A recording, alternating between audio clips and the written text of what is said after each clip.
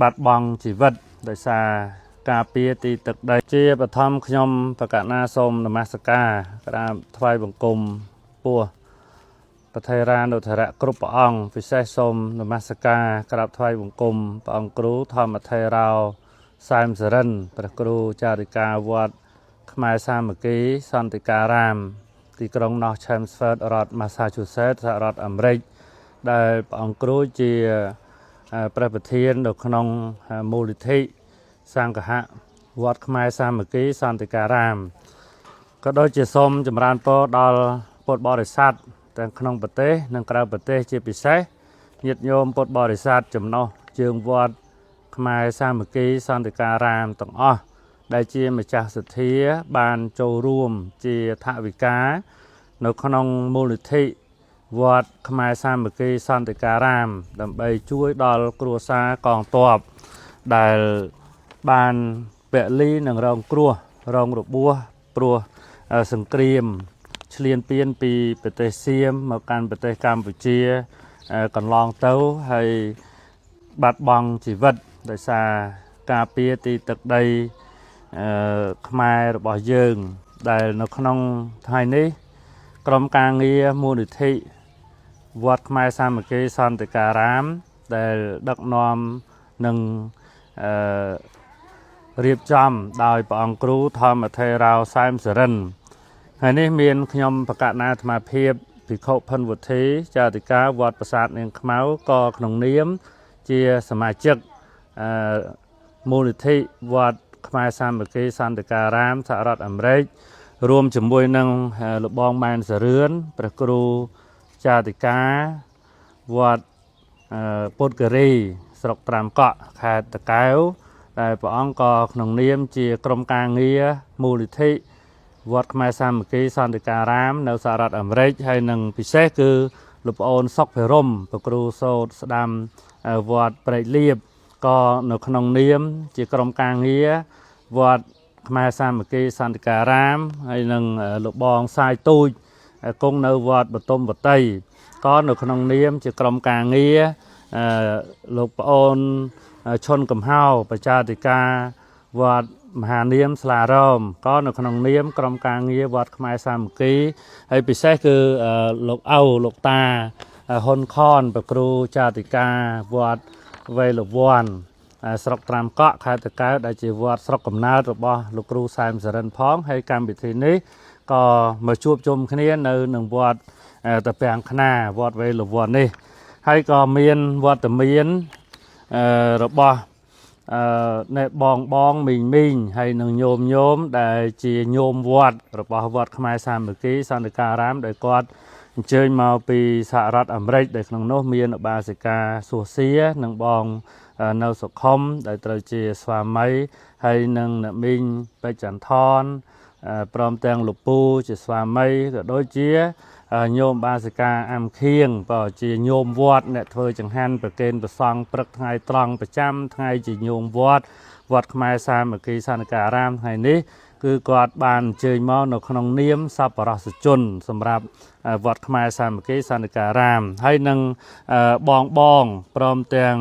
ញោមដែលត្រូវជាគ្រួសារកងទ័ពដែលមានភរិយាកងទ័ពមានជាម្ដាយរបស់កងទ័ពហើយនឹងប្អូននិងបងរបស់កងទ័ពដែលបានពលីជីវិតដែលមានរូបថតនៅខាងមុខនេះអញ្ចឹងនៅក្នុងថ្ងៃនេះតាមការរៀបចំរបស់ប្រគំចាស់ព្រះអង្គសុកភិរមដែលជា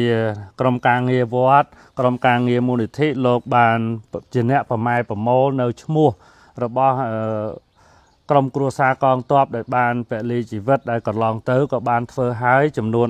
10គ្រួសារណាហើយក៏នឹងមានគម្រោងនឹងធ្វើទៅថ្ងៃមុខទៀតដោយជាការផ្ដាំផ្ញើនឹងទឹកបតីរបស់ព្រះអង្គគ្រូធម្មថេរោសែមសរិនគឺលោកមានប្រធេរដីកាថាឲ្យក្រុមការងារទាំងអស់ជាពិសេសគឺលោកប្អូនសុកភិរមនេះប្រម៉ែប្រមូលឬក៏ស៊ើបសួររកឈ្មោះក្រុមគ្រួសារកងទ័ពដែលបានពលីជីវិតនៅក្នុងសង្គ្រាមឈ្លានពានពីប្រទេសសៀមកន្លងទៅនេះដើម្បីបានជូននៅបច្ច័យសម្រាប់ដល់ក្រុមគ្រួសារទៅតាមលទ្ធភាពចំនួនទឹកប្រាក់ដែលមាននៅក្នុងមូលនិធិហើយក៏ទឹកប្រាក់ទាំងអស់នោះគឺកាលពី ថ្ងៃទី15ខែកុម្ភៈឆ្នាំ2026កន្លងទៅនោះក៏បានប្រម៉ែប្រមូលបច្ច័យពុទ្ធបរិស័ទចំណោះជើងវត្តខ្មែរសាមគ្គីសន្តិការាមហ្នឹងបានមួយចំនួនប្រមាណជាង$10000ដែលទទួលពីញាតិញោមជារឿយជាមួយនឹងព្រះអង្គគ្រូធម្មថេរោសែមសរិនហើយក៏បានចាត់ចែងសម្រាប់ក្រុមការងារនៅស្រុកខ្មែរនេះដើម្បីបានចែកជូនទៅដល់ក្រុមគ្រួសារកងទ័ពហើយក៏សូមចម្រើនពរផងដែរថាចំពោះជំនួយពី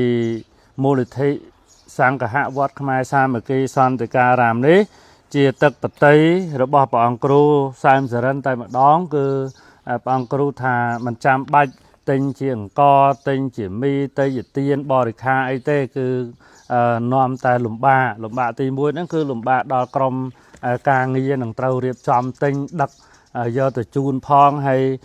គ្រួសារកងទ័ពដែលគាត់មកទទួលហ្នឹងក៏លំបាកនៅក្នុងការដឹក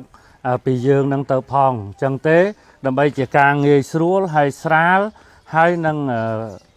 សម្រាប់ស្រួលនៅក្នុងការចាត់ចែងតែម្ដងហ្នឹងគឺជូនជាបច្ច័យតែម្ដងណាជូនជាបច្ច័យបានន័យថាជូនជាបច្ច័យទៅហ្នឹងគឺគាត់ត្រូវការអង្គគាត់ជាអង្គទៅព្រោះបើទោះបីជាយើងជូនអង្គគាត់ក៏យើងនៅតែទិញអង្គដែរណាអញ្ចឹងវាលំបាកហើយត្រូវចំណាយសហុយទៀតអញ្ចឹងទេយើងជូនជាបច្ច័យទៅគាត់ត្រូវការអង្គជួនកាលទៅញោមគាត់មានអង្គហើយបែរជាខ្វះអីផ្សេងទៅវិញហើយយើងជូនជាអង្គអញ្ចឹងរបស់ដែលគាត់ខ្វះគឺនៅតែខ្វះដដែលប៉ុណ្ណាអញ្ចឹងទេគឺលោកគ្រូលោកថាជូនជាបច្ច័យតែម្ដងទៅគឺអញ្ចឹងទេនៅក្នុងថ្ងៃនេះមាន3គ្រួសារដែលស្ថិតនៅក្នុងទឹកដីខេត្តតាកែវដែលក្នុងនោះមានទី1គឺវីរៈកងទ័ពច័ន្ទត្រកនៅខាងភូមិឈើទាលបាក់ខាងឃុំថ្លោកស្រុកទ្រាំងខេត្តតាកែវបងនេះបងមួយណាខានក្រតបងខានក្រតនេះណាបងណាបងអញ្ចឹងនេះគឺគ្រួសារកងទ័ពខានក្រតដែលបានពលីជីវិតនៅក្នុងសមរភូមិហើយជាភរិយារបស់គាត់ដែលមកទទួលនៅបច្ច័យពីក្រុមការងាររបស់យើងហើយទី2គឺវីរៈកងទ័ពផុសសំណាងណាញោមផុសសំណាងអញ្ចឹងនេះផុសសំណាងនេះសំទោសដោះសំណាងបងនេះចម្រើនបងនេះគឺនេះជាម្ដាយរបស់គាត់បងជាម្ដាយរបស់គាត់ហើយនឹងបងស្រីព្រមទាំងប្អូនស្រីហ្នឹងនៅបងស្រីទាំងពីរណានៅខាងភូមិត្រពាំងបងទឹកខាងឃុំអង្គតសោឃុំសោមស្រុកគិរីវង្សខេត្តតាកែវបើអញ្ចឹងនៅខេត្តតាកែវដូចគ្នាហើយមួយទៀតគឺម៉ៅសៀនៅខាងភូមិព្រៃជួរខាងឃុំពពែលស្រុកត្រាំកក់ខេត្តតាកែវអញ្ចឹងមានទ្រាំងមានគិរីវង្សហើយមានត្រាំកក់អញ្ចឹងក៏យកទីតាំងទឹកដីវត្តស្រុកកំណើតរបស់លោកគ្រូធម្មថេរោសែមសរិននេះគឺជាទីកន្លែងដើម្បីបានជូននៅតេយ្យទានដល់ពួកគាត់ហ្នឹងតែម្ដងអញ្ចឹងទេសូមចម្រើនពរថានៅក្នុងបច្ច័យដែលក្រុមការងាររៀបចំគឺមិនមែនតែសម្រាប់ញោម3គ្រួសារនេះទេគឺគ្រប់គ្រួសារទាំងអស់តាមការចាត់ចែងរបស់លោកគ្រូធំហ្នឹងថាសូមជូនក្នុងមួយគ្រួសារហ្នឹងចំនួន$300ណាបងណាបាទហើយបងហ្នឹងថែមគ្រួសារហ្នឹង100ទៀតបងបាសិកាសួសសៀព្រមទាំងស្វាមីអ្នកមីងបច្ចចន្ទថនព្រមទាំងស្វាមីហើយនឹងញោមទាំងអស់គ្នាចេញមកពីសហរដ្ឋអាមេរិកហ្នឹងគឺជូនក្នុងមួយគ្រួសារហ្នឹងគឺថែម$100ទៀតអញ្ចឹងក្នុងមួយគ្រួសារទទួលបានចំនួន$400ណា$400អញ្ចឹងទេនៅក្នុងឱកាសនេះផងដែរក្នុងនាមខ្ញុំប្រកាសអាត្មាភាពយើងខ្ញុំទាំងអស់គ្នាជាក្រុមការងារអញ្ចឹងអ្នកមីងថែម100ទៀតណាអញ្ចឹងបាន400អញ្ចឹងបានបូកលើហ្នឹងបាន400ឥឡូវខ្ញុំកណាថែមមួយគ្រួសារថែម200ទៀតដើម្បីបាន500ណាអញ្ចឹងអញ្ចឹងបានក្នុងមួយគ្រួសារហ្នឹង500ណាបងណាជូនបងទាំងអស់គ្នាហើយនៅក្នុងឱកាសនេះក្នុងនាមជាក្រុមការងារមូលនិធិសង្ឃហវត្តខ្មែរសាមគ្គីសន្តិការាមដែលមានប្រសង់ក៏ដូចជាបងញោមហើយនឹងមីងអញ្ជើញមកផ្ទាល់នៅក្នុងថ្ងៃនេះសូម จูนบอนต่อดอลពុទ្ធបរិស័ទទាំងអស់នៅចំណុះជើងវត្តខ្មែរសាមគ្គីសន្តិការាមដែលលោកមានសទ្ធាជ្រះថ្លាបានចូលជាបច្ច័យជាមួយនឹងព្រះអង្គគ្រូធម្មថេរោសែមសរិន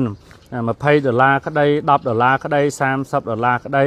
សូមឲ្យញាតិញោមទាំងអស់គ្នានឹងមានការជឿជាក់ផងហើយសប្បាយរីករាយផងថាបច្ច័យជំនួយរបស់ញាតិញោមទាំងអស់ដែលបានចូលរួមជាមួយលោកគ្រូហ្នឹងគឺពិតជាបានមកដល់គ្រួសារកងទ័ពពិតប្រកបមែនគឺអត់មានឆ្លងកាត់តាមវិជាអាជ្ញាធរទេគឺថាស្វែងរកនៅគ្រួសារកងទ័ពហ្នឹងផ្ទាល់តែម្ដងដោយឃើញភាពជាក់ស្ដែងថាពិតជាគ្រួសារគាត់ហ្នឹងបានពលីជីវិតពិតប្រកបហើយយើងបានជួយទៅដល់ក្រុមគ្រួសាររបស់គាត់ហ្នឹងពិតប្រកបមែននេះមួយផ្នែកមួយផ្នែកទៀតក្នុងនាមអាត្មាភាពគ្រប់ព្រះអង្គក៏ដូចជាញោមទាំងអស់គ្នាដែលជាពលរដ្ឋខ្មែរសូមថ្លែងអំណរអគុណណាស់ចំពោះទី1ចំពោះដួងវិញ្ញាណក្ខន្ធរបស់វីរៈកងទ័ពរបស់យើងមិនថាវីរៈកងទ័ពទាំង3ដែលមាននាមនៅក្នុងទីនេះដែលមានឆាន់ត្រកក៏ដូចជាឆាន់ក្រតក៏ដូចជាឆាន់ឆាន់ក្រតប៉ុណ្ណាឆានក្រតហើយនឹងដោះសំណាងក៏ដូចជាម៉ៅស៊ីដែលគាត់ទាំង3នាក់បានពលីជីវិតនេះគឺព្រោះតែបបផាតការពារទឹកដីរបស់យើងផងការពារប្រពៃណីវប្បធម៌ក៏ដូចជាការពារទាំងអាយុជីវិតរបស់ប្រជាពលរដ្ឋខ្មែរយើងហើយគាត់បានសុខចិត្តលះបង់ភរិយាលះបង់ក្រុមគ្រួសារដើម្បីទៅធ្វើជាទាហានរហូតដល់មានការលះបង់ដោយភាពអង់អាចដោយសេចក្តីក្លាហានហើយក៏អរគុណណាស់ចំពោះញោមស្រីក៏ដូចជាបងស្រីដែលត្រូវជាភរិយានិងត្រូវជាបងរបស់វីរៈកងទ័ពយើងដែលបានលះបង់កូនលះបង់ស្វាមីលះបង់ប្អូនដើម្បីឲ្យទៅធ្វើកងទ័ពដើម្បីការពារពួកយើងទាំងអស់គ្នាអ្វីដែលបានជូននៅពេលនេះគឺមិនស្មើជាមួយនឹងទឹកចិត្តនិងការលះបង់របស់ពួកគាត់ទេពួកអាត្មាភាពក៏ដូចជាយើងទាំងអស់គ្នាជាពលរដ្ឋខ្មែរនេះគឺមានតែការចូលរួមរំលែកនៅសេចក្តីទុក្ខជាមួយនឹងក្រុមគ្រួសារនៃសពហើយក៏សូមថ្លែងអំណរគុណនិងសម្ដែងនៅទឹកចិត្តមោទនភាពចំពោះពួកគាត់ទាំងអស់គ្នាដែលគាត់បានបាត់បង់ជីវិតទៅក៏ពិតមែនប៉ុន្តែកិត្តិយសកេរ្តិ៍ឈ្មោះស្នាដៃនិងវីរភាពរបស់គាត់នឹងគឺស្ថិតនៅក្នុងបេះដូងពួកអាត្មាពួកយើងទាំងអស់គ្នាដែលត្រូវដឹងគុណពួកគាត់នឹងគ្រប់ពេលគ្រប់វេលាហើយគ្រប់ចំនួនទាំងអស់អញ្ចឹងទេសូមជូនពរណាបងប្រុសបងស្រីទាំងអស់គ្នាញោមស្រីត្រូវជាម្ដាយត្រូវជាភរិយាត្រូវជាបងប៉ុណ្ណាសូមជូនពរឲ្យបានសុខចម្រើនហើយសូមឲ្យបុណ្យកុសលដែលយើងទាំងអស់គ្នាបានបំពេញទាំងបាមាននឹងសូមលើកឧទ្ទិសជូនដល់វិញ្ញាណក្ខន្ធរបស់ស្វាមីរបស់ញោមកូនរបស់ញោមប្អូនរបស់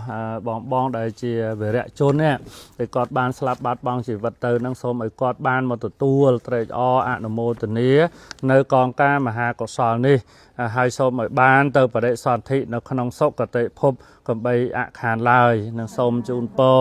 ញាតិញោមបងប្អូនទាំងអស់ជាម្ចាស់សទ្ធាបងហើយញោមមីងតំណាងវត្តខ្មែរសាមគ្គីសន្តិការាមរបស់យើងនឹងសូមឲ្យបានសុខឲ្យបានចម្រើននិងបានចំណែកបុណ្យនឹងស្មើគ្នាសូមអនុមោទនា